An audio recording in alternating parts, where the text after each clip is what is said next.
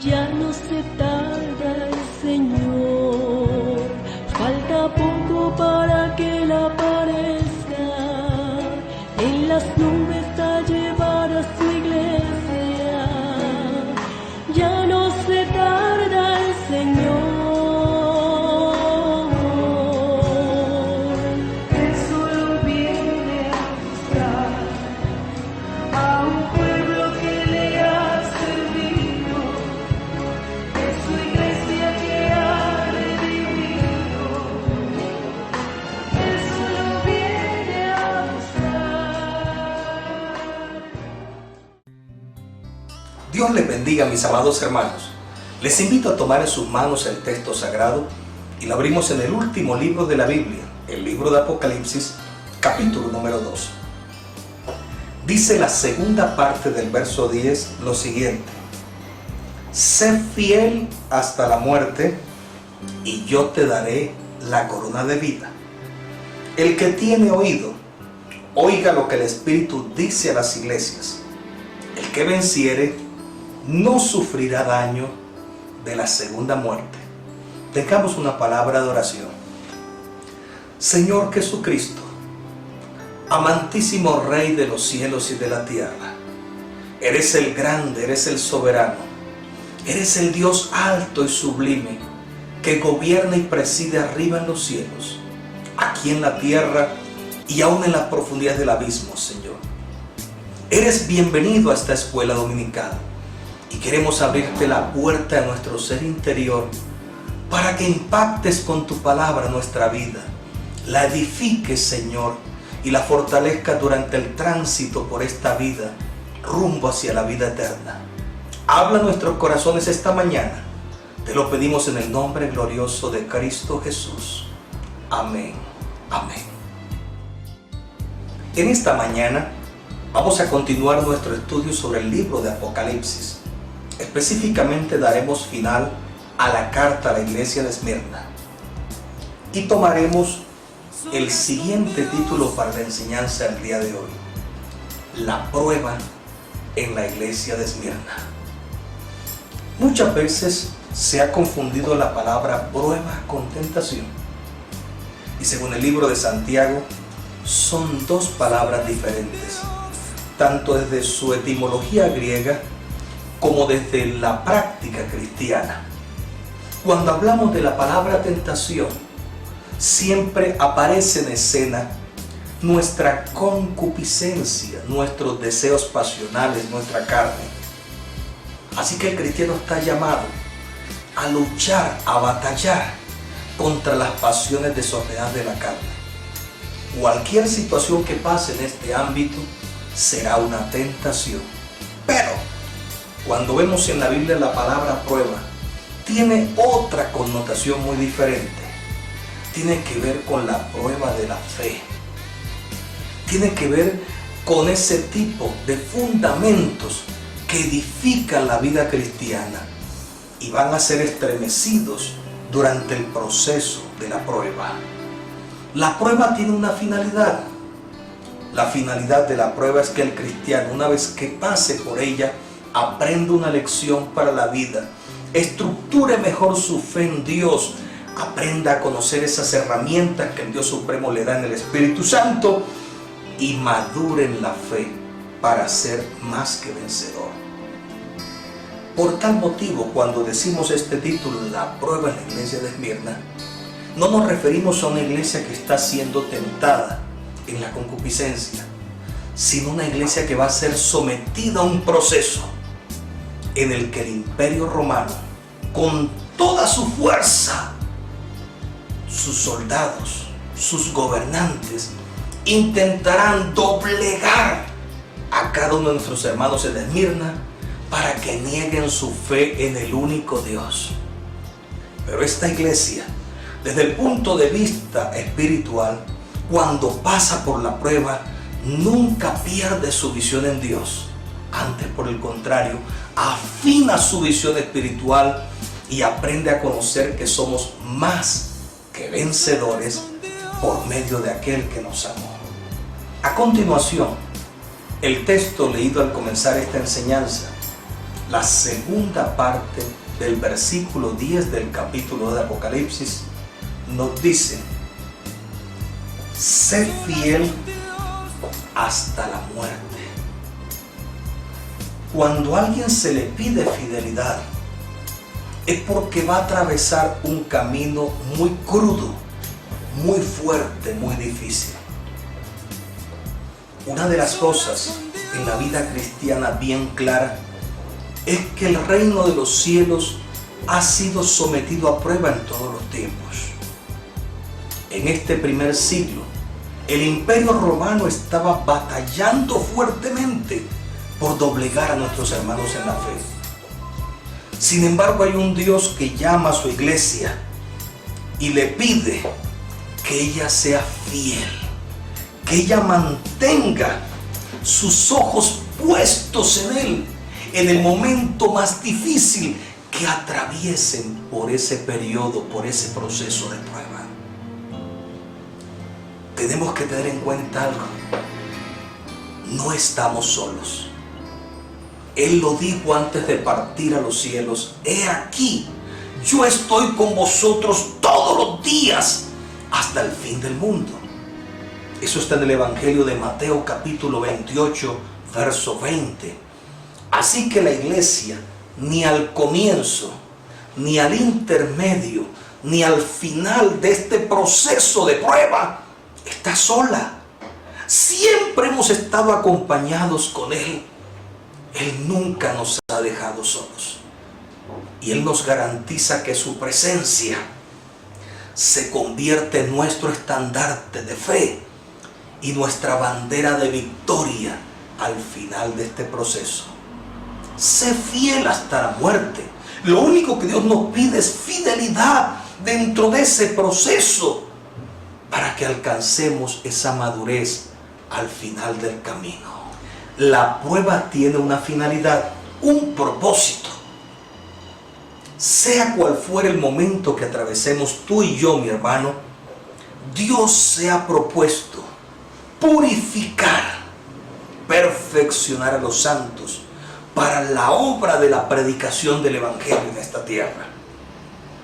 Y eso hace que cada cristiano se convierta en un guerrero valiente, alguien que tome las armas de la fe y comience en el día a día a experimentar la ayuda divina. La prueba tiene un propósito en la voluntad de Dios. Al finalizar la prueba de fe, los cristianos somos perfeccionados.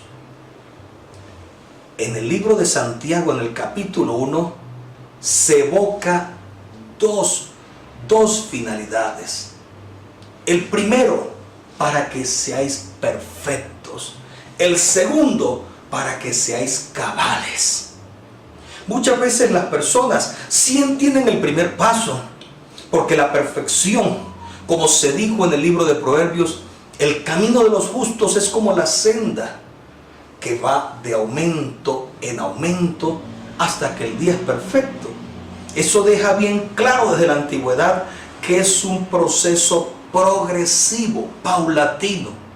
Pero cuando hablamos del segundo concepto, la cabalidad, qué bueno es afinar nuestra mirada espiritual sobre este concepto. La palabra cabal se define como aquella persona que vive en armonía con los demás de acuerdo a sus principios y valores, entre los cuales se destaca la honestidad y la lealtad. No simplemente se trata de llegar al final de un proceso.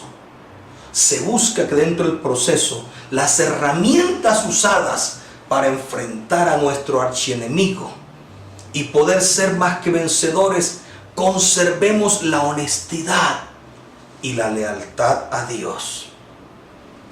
¿Qué produce toda prueba?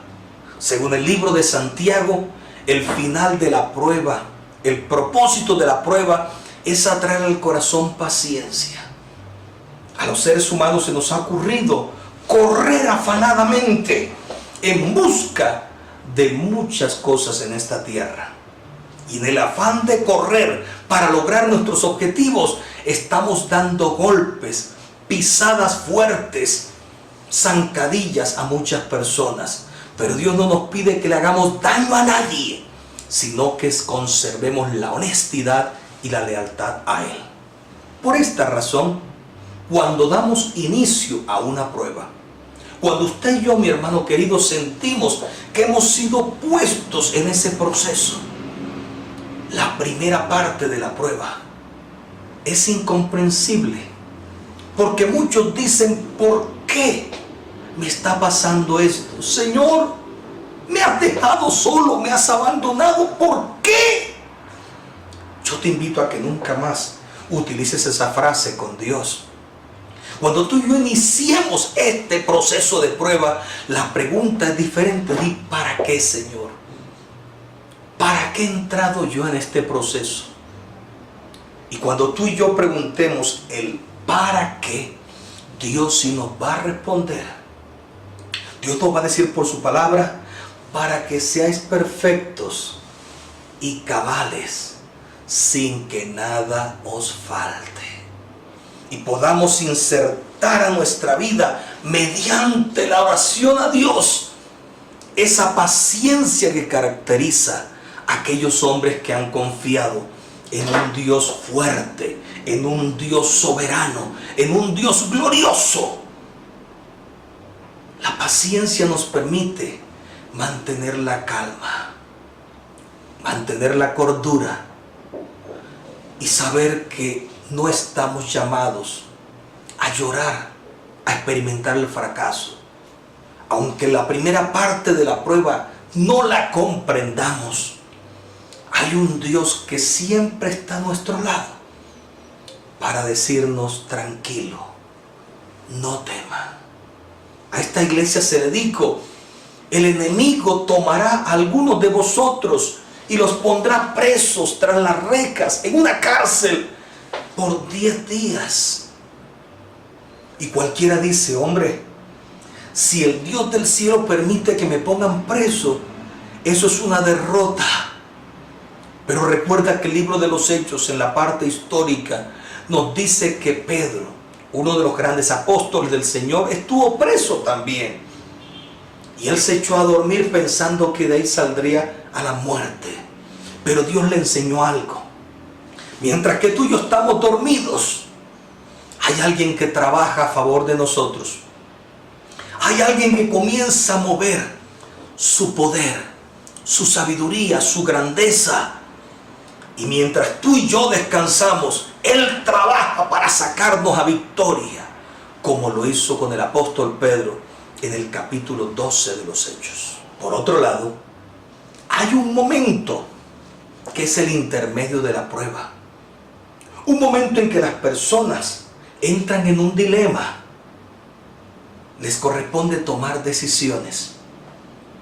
En esta etapa deben ser muy prácticos, pero a la vez muy sabios. Y es allí donde nuestras herramientas humanas deben dejarse quietas. No las uses, mi hermano. El apóstol escribe en Santiago capítulo 1 y dice: si alguno tiene falta de sabiduría, pídala a Dios. Porque en el intermedio de la prueba se presentan los distintos caminos para tomar en busca de la salida. Casi que podemos decir que es un laberinto. En el laberinto de esa prueba, Dios jamás nos va a dejar sin armas para luchar. Él tiene por un lado el fruto de su Espíritu Santo. Y ese fruto del Espíritu Santo nos dará dominio propio. Algunos en ese momento quieren salir corriendo. Otros quieren desesperados decir: no continúo más en la fe, abandono este camino. Pero el Espíritu Santo nos entrega dominio propio para que estabilicemos nuestros pies sobre la roca. Y antes de correr, pensemos mesuradamente. 2. En este momento que es el laberinto donde se ofertan varias puertas de solución, Dios nos oferta los dones de su Espíritu Santo. Y aparece en la lista del capítulo descrito en la primera de Corintios, donde palabra de sabiduría, donde palabra de ciencia. En ese instante Dios pondrá en nuestros labios las palabras precisas para que al tomar una decisión no fracasemos.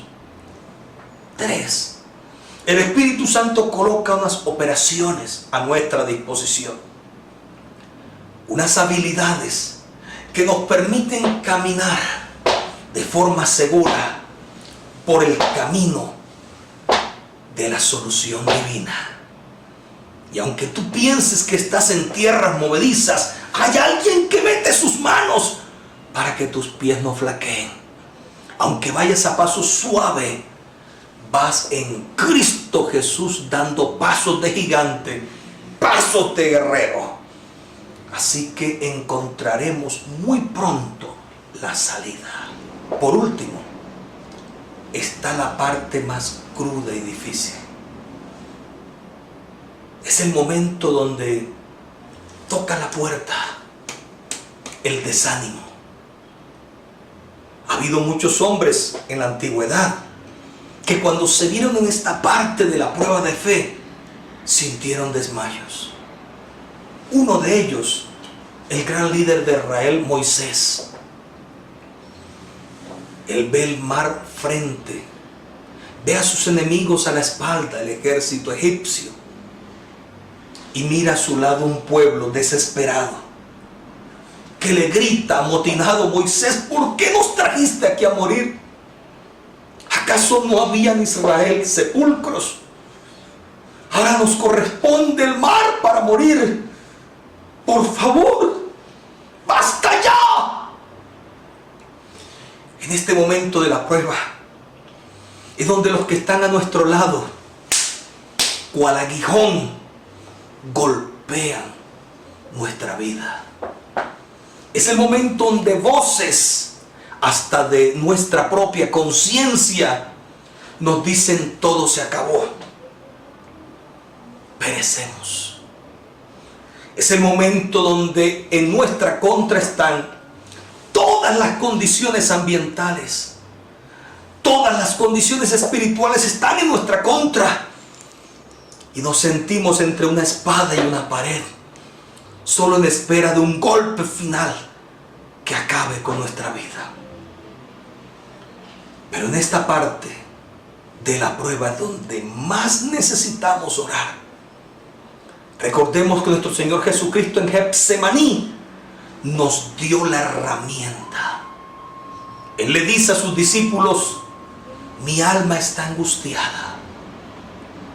¿Y qué hace el Señor Jesús en Getsemaní? Se va solo a orar. En el momento más crudo de la prueba, cuando ya sentimos que no hay nada que hacer, es el momento para levantar las manos, para orar y esperar no en nuestra fuerza, no en nuestras capacidades, la solución. Cuando oramos, esperamos que venga una solución de lo alto. Y la solución de Dios es perfecta, es completa, a tal punto que el Señor toma cada uno de sus elementos que estaban en nuestra contra, los enfrenta, los vence y nos da la victoria. ¿En qué lugar te encuentras, mi hermano? ¿Te encuentras al comienzo de la prueba? ¿Te encuentras en el intermedio de la prueba? ¿O te encuentras en esa parte final de mucha angustia y preocupación, donde sientes que todo ha acabado? Porque el apóstol Pablo nos mostró un secreto. Ese secreto está en la primera carta a los Corintios, capítulo 9, verso 24 al 27. Aparece una palabrita muy sencilla allí, la palabra abstenerse. Él habla de ese atleta que se preparaba anticipadamente 10 meses para enfrentar una competencia en los famosos Juegos Étnicos que se celebraban en la ciudad de Corinto. Precisamente esa cultura experimentada por nuestros hermanos les hacía echar marcha atrás. Ninguno de los atletas que estaba allí a punto de iniciar la competencia venía desprevenido. Traía tras sus espaldas 10 meses de práctica, 10 meses de ejercicio en el que había procurado obtener el mejor rendimiento para ser el campeón de la competencia. Pablo dice que todos los que luchaban en busca de la corona en esa competencia se abstenían de muchas cosas. Cuando tú vas a la palabra abstenerse en el idioma griego usado en ese capítulo, encuentras que la palabra es ekrateumone. ¿Qué significa esta palabra? Esta palabra significa dejar a un lado cosas que tienen menos valor para alcanzar un premio superior. Hay muchas personas que no han entendido esto.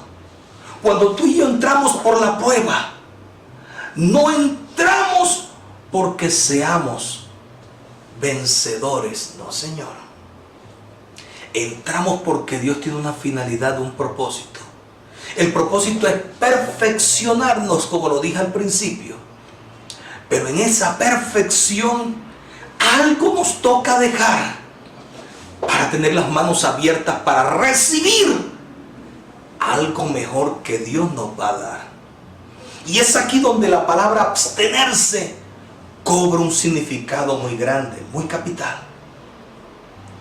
Un deportista hoy día, si tú le ofreces un líquido que comúnmente las personas toman para refrescarse, conocido como gaseosa, él dice: yo no lo tomaría, me estoy preparando para una competencia y si ingiero ese líquido voy a dañar la química de mi cuerpo, voy a estropear todo lo que he conseguido con esfuerzo. Así que él se abstiene de ese líquido que para muchos es una alegría. ¿Quién no disfruta en un día de calor una gaseosa bien fría? Pero ese atleta no está pensando en un día, él está pensando en una competencia que va a enfrentar unos meses más tarde y el triunfo que estará en sus manos por muchos años. Eso le hace entonces abstenerse. Bajo esa idea, Pablo le dice a los hermanos en Corinto que el que lucha por la carrera de la fe también se abstiene de muchas cosas. En este momento de la prueba donde todo es difícil, es donde se observan dos clases de personas. El que llegó a este momento con una carga que trae sus espaldas, una carga onerosa que pesa demasiado, o el que se enfrenta a la prueba liviano, porque ha dejado cosas que, aunque no son llamadas pecado en el texto sagrado, la escritura las llama carga. En el libro de Hebreos, en el capítulo 12 dice: despojaos de todo peso y de todo pecado. Muchos quieren en esta competencia ser vencedores, alcanzar la victoria. Pero hay algunos que se quedan porque no se han abstenido de muchas cosas que batallan contra la fe, pesan demasiado y hacen que el cristiano se debilite para alcanzar la puerta. Por esta causa, el cristiano que aprendió a abstenerse de muchas cosas que son un peso, está liviano. Su fe está clara, diáfana, cristalina. Su mirada está perfecta, 20/20, puesta los ojos en el autor y consumador de la fe. ¿Y qué sucede al final de la prueba? Él puede mirar una mano poderosa, gloriosa, que le va a tomar y le va a traer a puerta segura. Eso pasó con esta iglesia. La iglesia de Esmirna fue sometida durante 10 periodos en manos de los emperadores, fue sometida a prueba, fueron perseguidos, fueron quemados, fueron realmente asesinados vilmente en el circo. Pero ¿qué sucedió? Ellos nunca desmayaron. Vivieron una vida cristiana transparente. Aprendieron a no tener cargas que más tarde le impidieron caminar la fe. Se despojaron, se abstuvieron. Y eso hizo que ningún emperador de esas dinastías romanas doblegara su fe. Y más tarde, después de enfrentar la prueba, esta iglesia salió victoriosa. Es puesta como ejemplo de una iglesia que fue fiel hasta la muerte. No fiel hasta el primer momento del cristianismo, no fiel hasta el intermedio, fiel hasta la muerte. Todo cristiano debe hacer lo mismo en nuestros días. Algunos han llegado al evangelio y han salido de las aguas bautismales felices, pero les ha tocado enfrentar la primera prueba de fe y fracasaron. Otros les ha llevado 10 años el proceso, pero como no abandonaron sus cargas, no quisieron desprenderse, abstenerse, esa carga onerosa que cargaron por 1 año, 2, 10, se convirtió en la piedra en el zapato que les hizo tambalear y fracasar en su fe. Otros, por el contrario, aprendieron que para ser más que vencedores debemos dejar toda carga, todo pecado fuera de nuestras vidas y poner nuestra mirada únicamente en Dios. Olvídate de los demás, hermanos. Olvídate de aquellos que te acusan. Olvídate de aquellos que son cual clavos hincados en tu costado. Olvídate de aquellos que ponen en tu camino obstáculos. Olvídate. No los tomes en cuenta. Pon tu mirada en Dios, que Él te dará la victoria. Te tomará de la mano y te llevará a ser un vencedor en Cristo Jesús. Espero que esta enseñanza haya traído para tu vida edificación y pronto nos veremos en las bodas del Cordero. Dios te bendiga, hermano.